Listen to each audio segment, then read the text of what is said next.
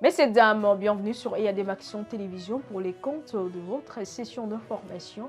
Merci de bien vouloir nous rejoindre. Prière de bien vouloir vous abonner massivement, d'activer la cloche des notifications, de partager les liens, de t'en inviter pour proche à rejoindre la grande communauté de votre chaîne. EADM Action TV, la chaîne socio-politique et culturelle. Le gouverneur militaire de la province de l'Outouri, le général-major Gabi Kassoum également, s'y sont dit confiants quant à la capacité des autorités à faire face aux défis sécuritaires dans ce coin du pays. Nous vous proposons de suivre la réaction du général-major Gabi Kassoum. Venu pour un petit exercice de civilité, juste après notre nomination, nous avons voulu prendre contact avec l'autorité en charge de l'intérieur en tant que gouverneur militaire de l'Outouri, parce que la police aussi étant en notre gestion, nous avons voulu prendre contact et avoir certaines orientations. Nous avons tous les outils pour relever le défi sécuritaire en Outouri.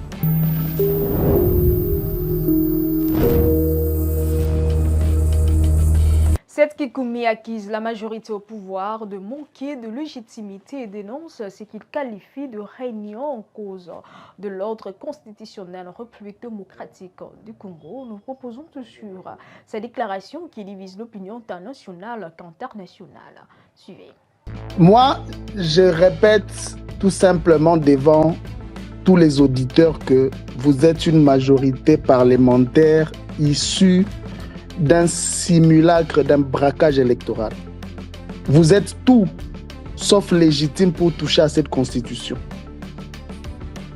Et à travers la loi votée aujourd'hui sur les référendums, vous avez détruit les droits. Vous avez décidé en tant qu'union sacrée d'assassiner le droit. Et vous avez placé la République démocratique du Congo de fait dans une sorte d'anarchie ou encore en situation de ce qu'on peut même qualifier de déconstitutionnalisation. Et tout le monde a compris que vous voulez en réalité abolir l'ordre constitutionnel que nous avons, parce qu'à suivre M. Katoa, là, c'est l'impression que nous avons, à travers une interprétation très partisane. L'endroit où nous allons est clair. M. Katoa, là, il ne faut pas nous dire que voilà, nous votons d'abord la loi, ne faites pas un procès de détention. L'endroit où nous allons est clair et vous le savez. Vous le savez très bien. Vos intentions sont aussi claires. Le président de la République voulait changer la constitution pour se maintenir au pouvoir. Il a aussi dit dans sa dernière sortie médiatique. Mais n'oubliez pas, retenez ceci, ça je le dis devant tout le monde, chaque action produit sa propre réaction. Et cette réaction est toujours proportionnelle à l'action posée.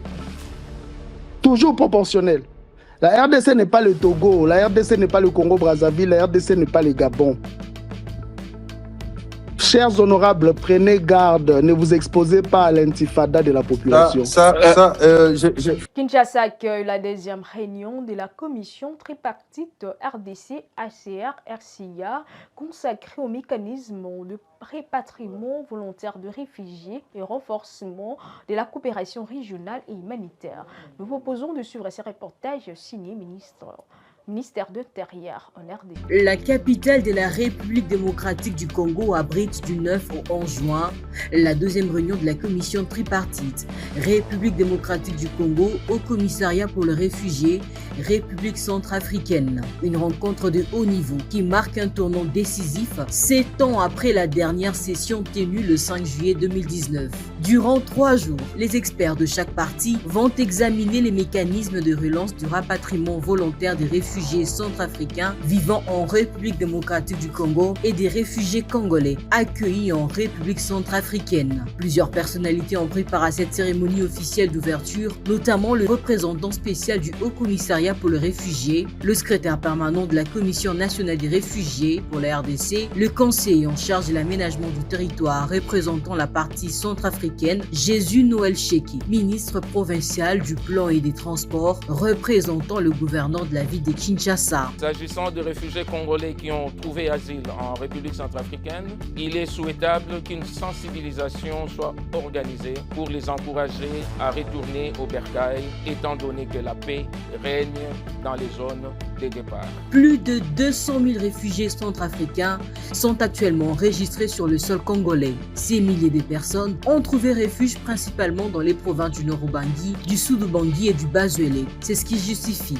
la présence active des gouverneurs et vice-gouverneurs de ces provinces frontalières qui gèrent au quotidien l'accueil, la sécurité et l'intégration de ces populations. Votre présence dans la capitale de la République démocratique du Congo illustre notre engagement commun à renforcer la coopération régionale et à promouvoir des solutions durables en faveur des réfugiés ainsi que des populations africaines. Prenant la parole, le représentant du Haut Commissariat pour les réfugiés a exprimé son vif souhait de voir ces assises déboucher d'un plan d'action pertinent et réaliste, capable de débloquer la situation de manière durable. Le HCR réaffirme son engagement sans faille envers les gouvernements de la RDC et de la RCA à soutenir toutes les initiatives que les parties prenantes adopteront à l'issue de cette réunion. Du côté Bangui, le ministre Mbari a tenu à expliquer les raisons techniques et sécuritaires qui avaient mené à l'arrêt provisoire des vagues de rapatriement ces dernières années. Le but de notre présence ici à Kinshasa n'est pas de constater l'arrêt des opérations, mais bien de coécrire le protocole de leur relance immédiate, sécurisée et durable.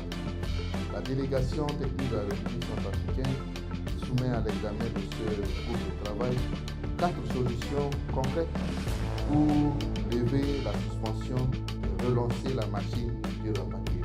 Ce dialogue direct reflète la vision commune partagée par le président de la République démocratique du Congo, Félix Tshisekedi, et son homologue centrafricain, Faustin Archange Touadéra, déterminés à coordonner efficacement les enjeux migratoires et sécuritaires aux frontières de deux pays. La clôture des travaux sera sanctionnée par la signature solennelle d'un rapport final contenant les résolutions adoptées, un acte officiel qui sera paraphé conjointement par le vice-premier ministre, ministre de l'Intérieur et Sécurité Chabani Louko pour la République démocratique du Congo et le ministre centrafricain de l'Intérieur. Déclaration de Moïse Katumbi, président du parti politique Ensemble pour la République, sur d'éventuelles violences lors de manifestations de l'opposition, en particulier de la coalition C64, où il fait partie du présidium, suscite de réactions. Revenons sur ces propos. Nous ne vont pas y arriver. Nous allons nous opposer. C'est maintenant qu'on commence avec les manifestations. On va faire plus de manifestations. Et si le président Tshisekedi est prêt à tuer, et comme on a tué Kapangala, comme on a tué les autres, il sera responsable. Moi, je lui donne un conseil. Vaut mieux partir et ne pas avoir le sang dans ses mains. Parce que quand on a le sang, par après, quand on part, ça laisse beaucoup de tâches. Je donne encore une fois un conseil au président Tshisekedi. Il a dit que si le peuple me demande, je vais rester. Le peuple a dit non au président Tshisekedi. On doit se séparer en paix. Il va rester notre ancien président. Il doit être un sénateur à vie et il ne doit pas suivre tous ces mauvais conseils. La plupart de ces mauvais conseils, la plupart de ces charlatans de pasteurs-là, c'est ces mêmes pasteurs-là qui voulaient induire le président Kabila en erreur à l'époque. Heureusement, il était sage. Un chef doit voir l'intérêt de la population. Le changement de la constitution, c'est la souffrance continue de la population congolaise.